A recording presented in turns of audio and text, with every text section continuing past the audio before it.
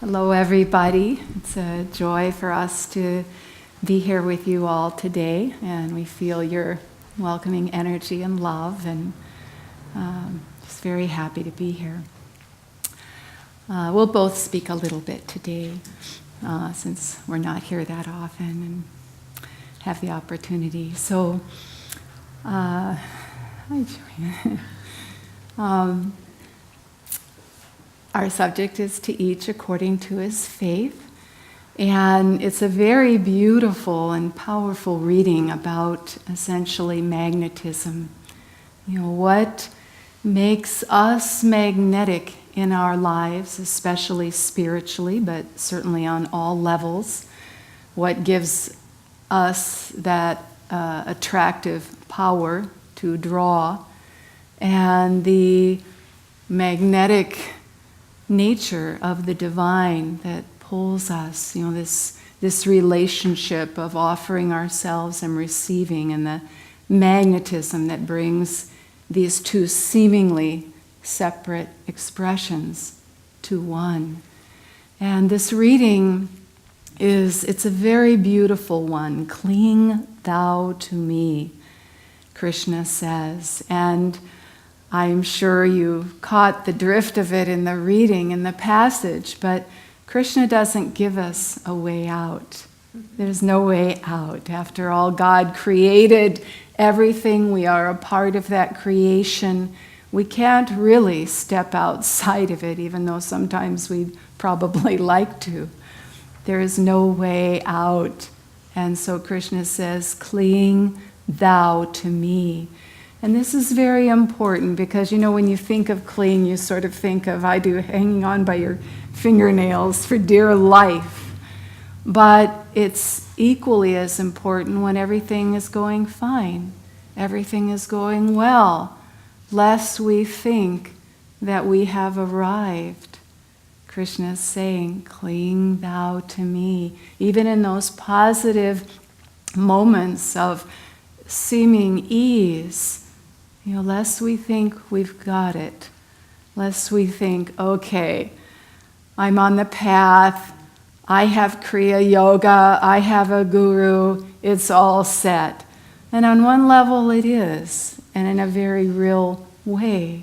But on another level, again, Krishna's saying, cling thou to me. So it has to be a very dynamic energy, dynamic love that with which we are embracing life and the spiritual path. The first part of it, he says, in your heart and mind, the fullness of your heart and mind, cling thou to me. And it came to mind the episode in Sister Gyana Mata's life. Yogananda spoke of her as his foremost woman disciple. And health, you know, she wasn't of good health, and toward the end of her life it wasn't as easy to do the things that she wanted to do, that she was asked to do. And one day the phone rang, and one of the other nuns picked it up, and it was Yogananda, and she knew it was. And she called out before the nun could answer anything. She knew that Yogananda was calling for something. He always did. And she just said, say yes and make it snappy. It's a cute story on one level. On another level, we could say that's just her personality, who she was. She was like that, just right there. But it's an important, very important spiritual attitude for us all, you know. Cling thou to me, say yes to everything, and be ready and alert so that we get that, and rehearsed and practiced so that we can give with sincerity and fullness that response which says yes to life, yes to the spiritual path, yes to meditation, yes to deeper meditation. You know, this is what we've come for. This is where we're going. And that the journey goes up and down is not a big deal. It really isn't. It's not a big deal. We're moving forward, we're going forward, and try to find that place within your heart where we can just keep saying, yes, we know it's what we want to do. We know it's why we've come. We know that we will realize the goal, that we are one with God, that we will merge with that consciousness and reality, and just practice saying yes. And if this is a habit well established within you, practice saying yes more deeply, more fully than you ever have before. Krishna goes on and he says, exercise that steadfast will on the path. Use your will to unite your consciousness with the will of God in everything. And that means we need to be in tune. We need to be listening. What is God's will in our life? We think we're this little insignificant individual. We don't have any big role or, in the scheme of things. But God's will is wanting and trying to express through us, and to try to tune into that. Ananta and I were reading recently the life of Saint Catherine of Siena. We've read it many times, and very atypical life for a nun. She lived in the 13th century or something like that. Very involved politically in her time, which was totally unheard of for a woman and a nun. And she engaged with her confessors, with the cardinals, with the Pope. She wrote letters and letters and letters trying to neutralize the factions, the tension in society, in her environment, in government, in the church. And at this particular time in her life, she was trying to convince the Pope, who was then residing in France, to return to Italy. It was a big deal. And God's will through her, and as she understood his message, was to bring the Pope back to Italy. It's a very interesting dialogue that took place between her and the Pope. He recognized her as a saint, so he got that. Not everyone did. Not everyone saw that in her. Again, it was such a unique life. But he did. And even so, it was a big struggle for him. It was a struggle. He was constantly wobbling, because he had the cardinals, most of them on one side, telling him one thing, and Sister Catherine of Siena was telling him something else. And he knew she was right. He knew it was the divine will. At one beautiful moment, she's explaining this yet again to him, why he should move to Rome, return to Rome. And she says, what is it to be successful in the world? It doesn't matter. Doesn't matter. The material success is nothing. Doesn't mean that we shouldn't do what we have to do to honor that, and do it to the best of our ability, and do it successfully, if we can. But she was saying to him, material success, do the will of God, whatever it is. That's where you'll find inner success, soul success. Cling to God, cling to the divine will. Try to know what the divine will is in your life. The culture we live in, so much of it is reactionary. Just what comes, give back. No one's asking that question. What does God think? What does Divine Mother want me to do? How does God want me to live my life? What a question. It's an important question, and something that we need to be constantly asking, and even in the little things. Some things seem sort of insignificant, slight. We've relegated them to habit and routine. But even in the little things, how can God express through me? And so then Krishna says, and if you can't do this either, if you can't cling to me with heart and mind, if you can't, use your will steadfastly to empower and nurture and deepen your spiritual life, if you can't do that, then work for me. And he uses the word toil. Toil. And that has the connotation of just day and night, hard work, no kidding. And the spiritual path isn't easy, but just keep coming forward, coming to the moment, the ever new moment. Everything else that is not this moment is done and gone. It's gone. We can't redo it. We can't relive it. We can't get those people, those individuals back.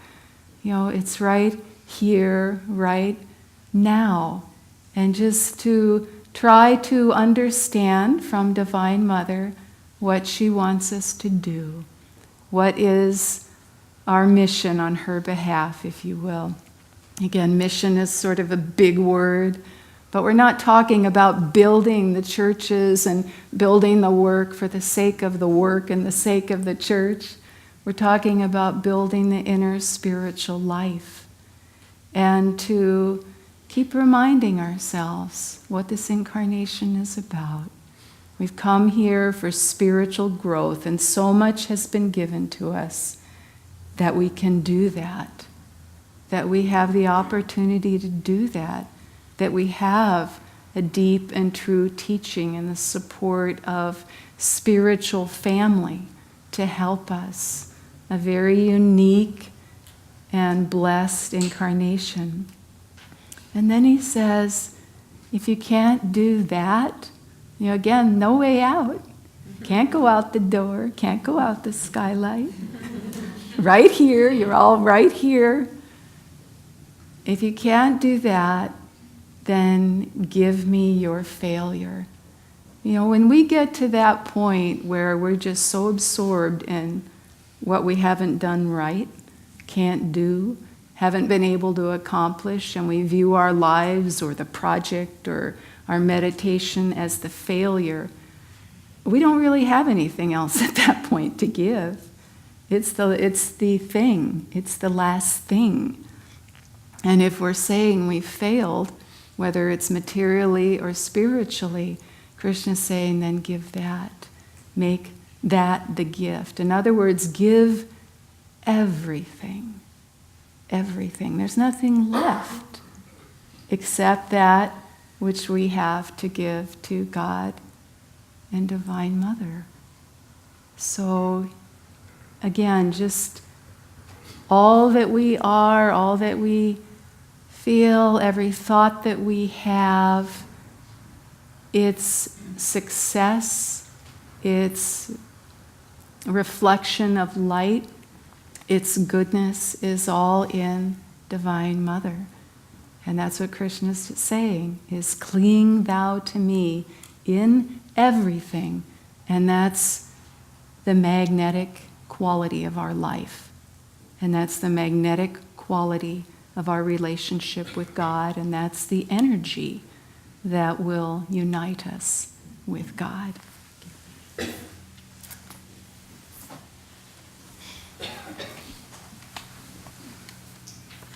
Well, I too would like to thank you all for coming and joining us today. It's a great honor to be here with all of you. Some of you are new friends. My name's Ananta, this is Maria. And I wanted to just talk a little bit about what Maria was saying. Is in the reading, Swami talked about the consciousness that we approach this world, and how if we approach the world with a certain consciousness, we'll see a part of it. And most people in our society are not talking in the vein that Maria was talking about. You don't read in the newspaper about give me your failure and the quest for samadhi. I haven't seen it recently, let's just put it that way. But there's an understanding that the masters bring repeatedly that our consciousness needs to be focused on the reality. And what is the reality? Reality is that we are all children of the Divine Mother, every single one of us, every human being on this planet. And whether we follow Buddha or Krishna or Moses or Christ or Yogananda or anyone else, all the masters agree that the purpose is to wake up from the dream of duality, the success and failure, and live in the reality that we are beings of light and realize the self. Master wrote a poem, Samadhi. He put it in the autobiography, and he described the consciousness of the master. What is the consciousness of a master? This would be Buddha and Christ and Moses and all these great masters. What is their consciousness? And Master in his poem just described it. He said, "Vanished the veils of light and shade, lifted every vapor of sorrow, sailed away all dawns of fleeting joy, gone the dim sensory mirage." The dim sensory mirage. Now that's what gets all the newspaper coverage, TV coverage, radio coverage, internet. You can read about the dim sensory mirage endlessly on the internet. You know, almost every site has it. There's like, 2 sites that don't. Ananda.org and AnandaSacramento.org. And I don't think there's any other sites. Maybe a couple others. Maybe Ananda Italy. But it's a different consciousness. And that's the consciousness that Ananda has come forth with. Did you know that we started the center in Sacramento 40 years ago? We've been here for 40 years trying to tell people about Samadhi. In the first few years, we had service in a garage. We had a house, 4112 Boone Lane, over near Carmichael. And we had yoga postures classes in the garage. And then on Sunday service, we had Sunday service in the garage. The work didn't grow that well. It took a while. But bit by bit, people come because inside of us, in the very core of us, we all have the consciousness that there is something more going on here. We are all little Buddhas. We're all walking around, and some of us are waking up to the fact that, no, I'm the Buddha. I'm like Christ. I'm like Krishna. And that is this process of the spiritual path that Maria's talking about. We have to hold that consciousness firmly at the forefront of our activities. And we have to make it the pole star of our life. We have to make it the center. Now, it doesn't mean that we quit our day jobs. We still have to go to work Monday morning. But if we can bring God to work, if we can bring that consciousness that I am spirit, you are spirit, he, she, it is spirit. If we can live in that and work in that, then we'll move towards the consciousness, away from when Krishna said, oh, give me your failure. Well, if you're not willing to say you failed yet, then keep trying. Say yes to life. Try to live in that consciousness and look for that consciousness. Meditation is the formal practice of sitting and concentrating on some aspect of the divine. Now, whatever that is, to each according to his faith, that's the reading today. But for each of us, that's going to be different. Maybe you just came here for the first time and you don't really follow Yogananda, but you follow Lao Tzu. You follow the Buddha. Great. Truth is one and eternal. Realize oneness with it in your deathless self within. There's only one reality, and that's Samadhi. There's only one state of Samadhi. They even call it different things. The Christians call it ecstasy. The Buddhists call it, what do they call it? Nirvana. Satori. Oh, nirvana. The Zen call it Satori, and the Hindus call it Samadhi. It's one state. The veil of light and shade disappears. And what do you see? You see light. You see love. You feel love. You feel peace. You feel joy. That's why we practice yoga, is to push away the veil of light and shade, lifted every vapor of sorrow. The heck with that. Who needs that? Love, hate, health, disease, life, death, perished. These false shadows on the screen of duality. It's a very high state. And we come to it bit by bit. Joy is within you. That's the motto of Ananda. You say yes to life. Embrace it. Willingness. Joy. Practice yoga. Practice savasana, the corpse pose. Life and death, they disappear. You relax. I was telling Dharmadas, they did a study last week, and they found that deep breathing helps you to have peace and relaxation. Very good. Very good. We have more for you. It's 2017. Catch up, kids. Divine Mother has been telling us that. Cling to me. Give me your heart. And what do you see? When you live in that state, we see joy. We see everything as coming from God. We see Ananda coming from God. But we also see the Baptists across the street and the Lutherans down there and everybody. Everybody comes from God. And what are they all trying to do? Get back to that light. It doesn't matter what your path is. It matters that you put it on the front burner and turn it up. Make it burn. Make it important to you. And then find ways to take God to work, to play, to golf course, raising those kids, bringing them home from school, helping them with the homework. One of our brothers is helping his son be a yo-yo champion. That's fantastic, isn't it? That God is in yo-yo championships. God is in everything. And that's how Master lived. That's why he was always smiling. Because it's beauty, it's light, it's all of us. And that's why we come here. Because we need the satsang. We need to be with people that are affirming you are a part of all that is. That you are that reality. Because in the world we see the duality all the time. We see suffering and sorrow and violence and anger and all sorts of bad stuff, but we don't concentrate on it. We acknowledge it. Swami said in the reading, that is to take special note of the evil. Does it exist? You bet it exists. We all know about that. But the reality of it is the duality gives way to the unity. And God is the ultimate reality. And in fact, God is the only reality. We have to keep that focus. We have to hold to it tight because we're outnumbered. Let's face it. Most people are talking about the duality and they're arguing about the duality and they want you to get involved in the duality and they want to raise their voices and lose their peace and lose the beauty and lose the love. And that's not the way to go. That's not the way that Master lived. That's not what Swami taught us. That's not why we started Ananda. We started Ananda because you can live in the joy of God. Practice it. And just find ways each day. Now we got 2 weeks till Easter. So this is a really good time.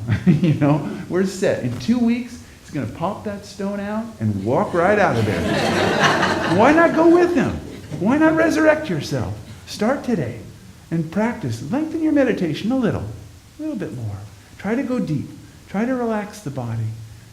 Try to chant a little more. Try to read the Gita. Try to just feel it. And then try to bring God to work. I don't care what you do. There's some way to see it's God serving God. There's the clients. It's the insurance pool. It's the rates. It's talking to the customers. You're a nurse. You're a doctor. You're a garbage man. Someone has to take out the garbage. It's cleanliness. It's great. Take out the garbage, but take it out with joy. And see your customers, see your friends. Bless your enemies. Let them go. Don't hold on to this duality, you versus them. How about you plus them, children of God? Live in joy. Practice peace. In 2 weeks, resurrection. Guaranteed. God bless you.